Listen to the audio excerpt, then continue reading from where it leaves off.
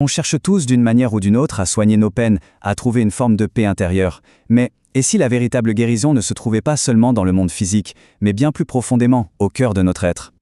Bienvenue dans la chaîne Capsule Islam. Aujourd'hui, on va explorer ensemble une notion d'une immense profondeur que le Coran nous offre, celle de la guérison du cœur. C'est une question qu'on se pose tous face aux épreuves, n'est-ce pas? Comment on fait pour apaiser ces blessures invisibles, ces doutes qui nous pèsent ou ce sentiment d'être un peu perdu? Est-ce qu'il existe un remède pour l'âme? Pour aborder cette question, il faut se tourner vers un mot arabe qui est vraiment riche de sens, shifa. C'est notre point de départ, la clé pour comprendre une guérison qui va bien au-delà du corps. Alors qu'est-ce que c'est la shifa? Dans la langue arabe, sa racine, elle évoque le soulagement, la guérison. Ce mot n'est pas anodin, il apparaît 6 fois dans le Coran et à chaque fois il nous oriente vers une guérison qui dépasse nos simples mots physiques. Quelle est la différence alors? Eh bien la guérison du corps, on la connaît, elle s'occupe de nos blessures physiques, des maladies. Mais la guérison du cœur, celle dont parle le Coran, elle s'adresse à toute autre chose, au doute, à l'anxiété, à la confusion, à cette perte de sens qui peut parfois nous envahir. Et c'est précisément là que tout s'éclaire. Le Coran se présente lui-même non pas seulement comme un guide, mais comme un véritable remède divin. La question se pose, bien sûr. Où est-ce que le Coran affirme être ce remède? Est-ce qu'il y a un passage qui le dit explicitement, noir sur blanc? La réponse est oui, et elle est d'une clarté absolue. Écoutons ce verset de la sourate Yunus, le verset 57. Il est dit que le Coran est une guérison pour ce qui est dans les cœurs. Remarquez bien, ce n'est pas une interprétation, c'est une affirmation directe. Le Coran s'adresse à notre être intérieur, là où se logent nos peines et nos espoirs. Le point crucial, il est donc là. Le Coran est une shifa. C'est sa nature, c'est l'une de ses fonctions premières. C'est un baume qui est destiné à apaiser les maux de l'âme. Mais alors, comment cette guérison nous atteint? Est-ce que c'est un processus actif de notre part ou est-ce que c'est un don qui nous est fait? Un autre verset nous donne une image magnifique pour nous aider à le comprendre.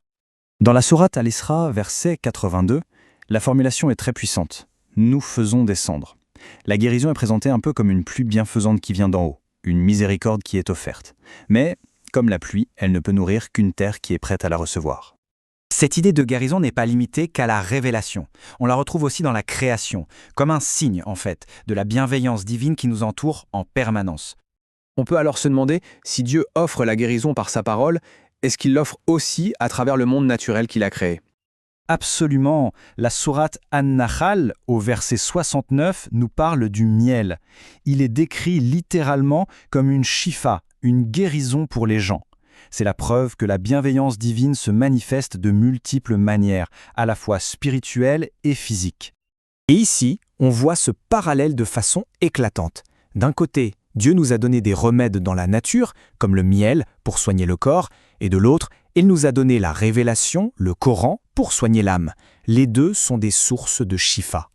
Bon, maintenant, passons à la pratique. Savoir que le remède existe, c'est une chose, mais comment on fait pour l'utiliser? Comment faire du Coran une source active de guérison dans sa vie? Voici 3 étapes fondamentales. D'abord, lire avec attention et régularité, même un petit peu chaque jour.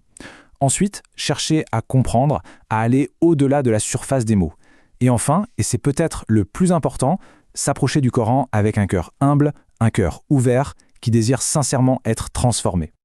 Cette phrase résume tout. La véritable transformation, elle est intérieure. La guérison que propose le Coran ne vise pas d'abord à changer le monde extérieur, mais à changer le cœur qui regarde le monde. Et c'est ce changement intérieur qui ensuite nous donne la force de faire face aux circonstances. La question finale, la plus intime, elle est donc posée à chacun de nous.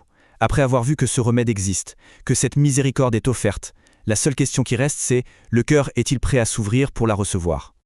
Gardons en mémoire cette promesse. La guérison et la miséricorde descendent continuellement.